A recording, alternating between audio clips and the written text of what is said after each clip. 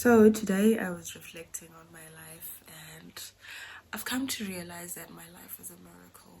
I've seen the hand of the good Lord in the land of the living. I've seen the goodness of God, and how He picks up, He pulls you out of the muddy clay. You understand? When I look back, I wonder where I would be if I had not given my life to Jesus, if I had not said yes to Jesus. I officially gave my life to Jesus at the age of 18. I remember it so vividly. I went to this church called World the Word International, and I remember my apostle was preaching about Zoe life, and he taught it the way I'd never heard it before. Trust me, before that, I'd given my life to Jesus plenty of times. I mean, as a child, as a young adult, I had given my life to Jesus, but when he taught it that day, I knew that there was no going back, no turning back. No, I can never. You get? So let's backtrack and really analyze and assess my foundation. I didn't grow up in a strong Christian household. We went to church, yeah. For the most part, when I was young, we went to church, and when we moved to Botswana, my mom was going to her church. She was going to Zayoja, and we were going to Open Baptist Church. It was a church that was in our neighborhood, so it was very close by, and it was so fun. And I'm so grateful for that church, because that ministry, because it planted the seed of righteousness in me. I mean, come on, Sunday school was fun. We would go there, and I recall teacher Sam, God bless her soul, she really planted the seed of righteousness in me. She would teach us about Jesus, and we would dance to what you call this, Hillsong Kids, and we would have so much fun. Like, I recall that was actually when we started going to Open Baptist Church. It was the first time I actually enjoyed church, because church, all the other churches I had been to, for like just one that gathering that takes time. I remember one time, me and my dad my dad and my little brother went to my mom's church, Sayoja. And I've got nothing against Sayoja, cool. But every time we'd go there, the services would take a long time to finish. And one time we went with her, and we didn't want, and we ended up falling asleep. The three of us, me, my dad, and my little brother, and that embarrassed my mom. So she was like, you know what? I'm going to force you guys to come to church with me. You guys can go to your church. And we were like, cool, dude, cool. And we went to Open Baptist Church. And then I was so excited. We'd go to church. They'll teach us about Jesus, his birth story. Sunday would act out all those films. Those were super cool. I enjoyed myself. But at the same time, we grew up watching Disney, right? And so most of the films were not Christ-centered. They had their own ideology that they were selling, and this is why it's important for you as a parent or as a custodian of any child to ensure that you regulate whatever they watch. The cartoons might not inherently have vulgar, they might not have that looks bad, but they might inherently distort your child's view of God. So do you regulate what your kids are watching? Back to my story, rewind. I used to watch Disney a lot. I used to love Disney movies. We were there in the Hannah Montana seasons, like Mike, all those movies. We used to watch them, right? But I remember one thing that would frequent in those movies or cartoons would be the idea of a genie, right? Genies, and how they would present God as the man up there.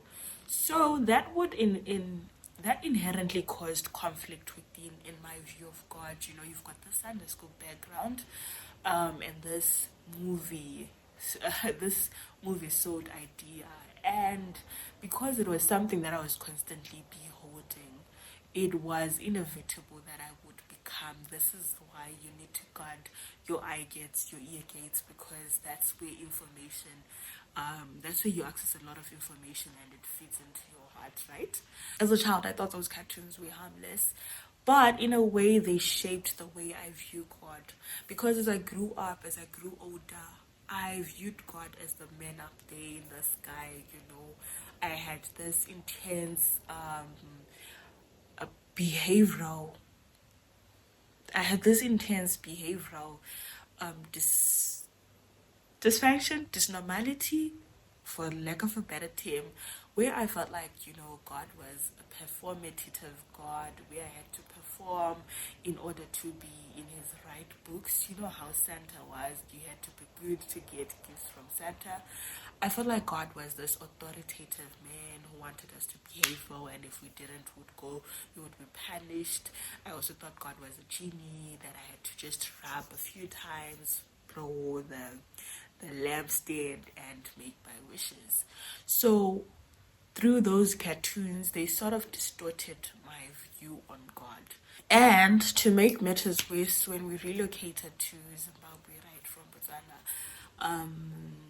and we started going to those churches, those prophetic houses. That was way back in the time where prophetic churches started blooming and blossoming, and you're being told if you give your life to Jesus, everything is going to be smooth. You're going to get A, B, C, D. You know, when they would tell you come to church, sow a seed, you would get a car, and you know, you know all those things, right? So that was us then. We came to Zim and we were moving from one church to another, migrating through different churches. One man of God would be like, hey, you know how people were in that time, they'd be like, yeah, my man of God. I don't know if people still do that. I think now you guys are a bit woke. Woke, not in the worldly sense of woke, but woke in the weird. You get my drift. So I recollect my mom would drag us to the churches because she would encounter someone and they'll be like, hey, come to my church, your problems will fade away and things like that. So we would move from one church to another, you know. And that was inherently cementing the idea that I had of God as a genie, because it made me seek God for the sake of getting what I wanted. It made my relationship with God selfish and disoriented, and I was in my pre-teens and I was very young. God was being revealed to me as a genie. You know, that idea was being cemented because we were told, go to church, you will get this, you will get money, your problems will be solved. You know how the marketing was going on at the time. But fast forward to when I was 16, I started having this desire to know God. And back then, sis was wild. I was on... But back then, I was just this Trace. You know how you grew up in TV? I was a child that was raised by TV because I was watching all the cartoons, all the Trace TV and stuff, right? When I was 16, I felt like God started drawing me closer to himself. That's when I started filtering what I was listening to, started having this desire to know more about God. I changed, a lot of things changed in my life at the time. You know, I started reading my Bible. I stopped listening to a lot of secular music because, dang, girl, I used to listen to Nicki Minaj, the Beyoncé's, all those things. I was there. I was listening to all those musicians, Lil Wayne and company, to think I did that. But that's the beauty of my testimony, right?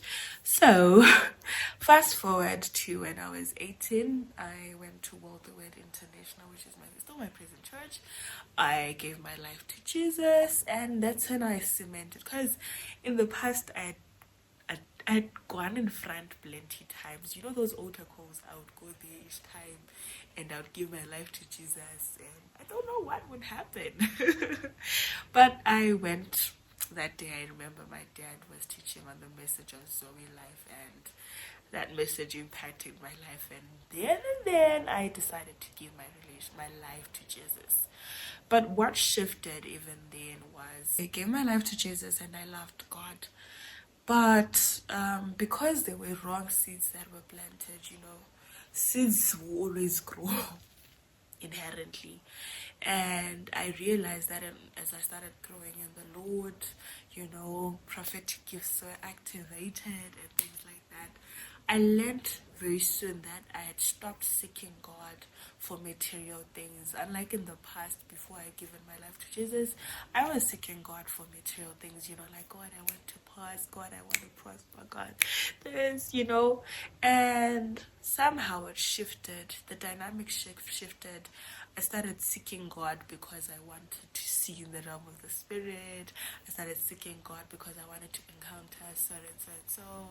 And for me, it was always, the relationship became incentive driven. Whereas God was calling me to a relationship that had nothing to do with what God could give me or offer me.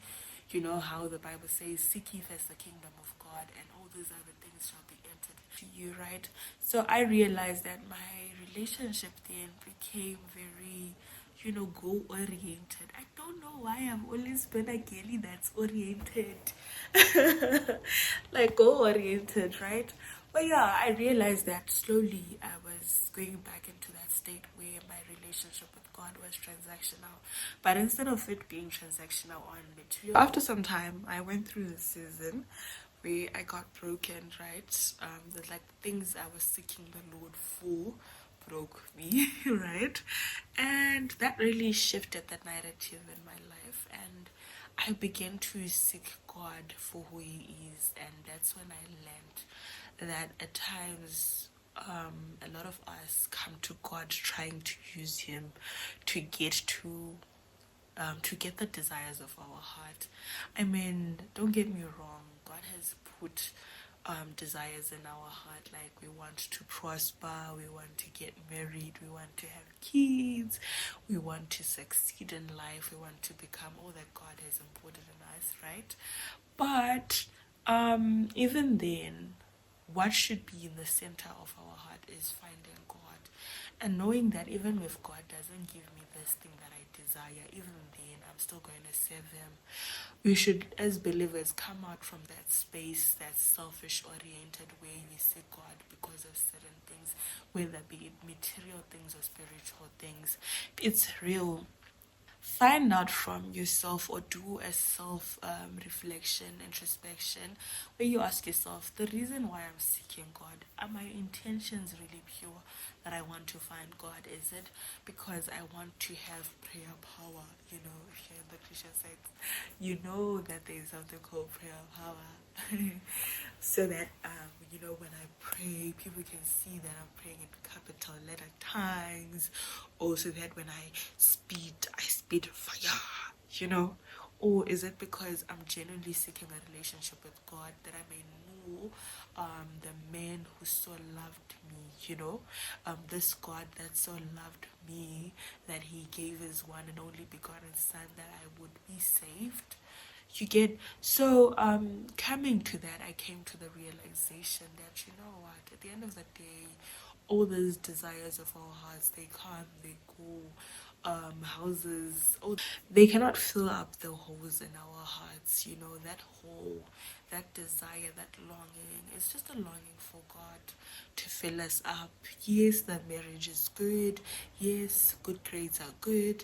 But even then, those are not incentives for us to seek God. Let's get to a place as believers where we come to God wanting to seek Him, wanting to know Him, instead of trying to use Him, instead of trying to use Him as a means to get to our end. Our end is God. So much so that even when God gives us the things that we desire, we do not neglect Him because we then have the things, because we then have the marriage, we then have all those platforms or whatever it is you're looking for. And that's the beauty of walking with God. I mean, even then, God still had this amazing love for me when I was trying to use Him, when I was trying to, get to all these things. God was still merciful and allowed me to grow and to learn and to unlearn, right? So I guess your biggest takeaways from the story is to really examine your heart as to why you seek God the way you seek God. Is it purely to know Him, to find Him, and what are the means to what are the means to that end, right? Examine your heart and just find out why you're seeking God the way you're doing, And also just understand that God is not meant to be used, right? He's your creator, he's your father, he loves you. So stop trying to use him and find God, bask in God, love and fellowship with Christ, and you will have the time of your entire life, okay, in him. Also be mindful of the things that you watch, the things that you listen to, you know, especially when you have got toddlers, little sisters, little brothers, all these people. Be mindful of the things that you allow them to watch, because they can inherently shape the way you think, the way people, you know, you might be like, oh no, it's not harmful, it's just something, like, you know, it's just a toddler. What's the worst case scenario, right? But look at how just watching those cartoons had an impact in my life. And the devil is so crafty in that he will make sure that if he's planting a seed, he will bring people that will water that seed. So guard your heart, for out of it flows the important issues of life.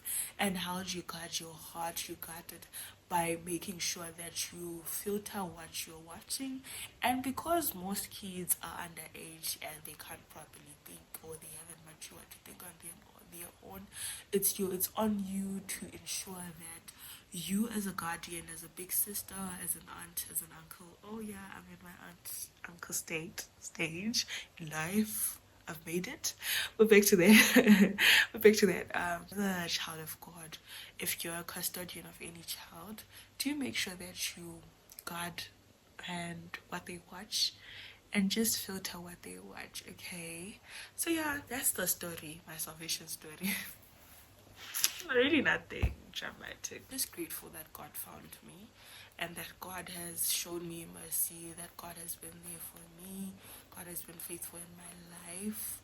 God has brought me out of so many, you know, muddy clays. You know, God has been God in my life, and even then my heart like still continuously longs and yearns to know him more. And not because of I've got any other desire, or I've got any other agenda, but just to know God and to seek him and to fellowship with him and to perpetuate his will on this earth. And yeah, and in case I did not introduce myself in the beginning of this video, my name is Kandai Karen Magena. I make videos on faith, lifestyle, and living life to glorify God. I'm so excited to be back on this platform. It had been a minute since I posted a video. This past 2 years were crazy. I went through school, I went through grieving my friend who passed on, and it like really dispelled me from this space, because he was on backbone friendship, you know. And but I'm back now. I'm going to be posting videos on this platform. So thank you guys for the gift of community that you guys are. Thank you for subscribing to my channel. Thank you for liking. And hopefully I see you on my next video. With that, goodbye, good night, and God bless you guys. Bye.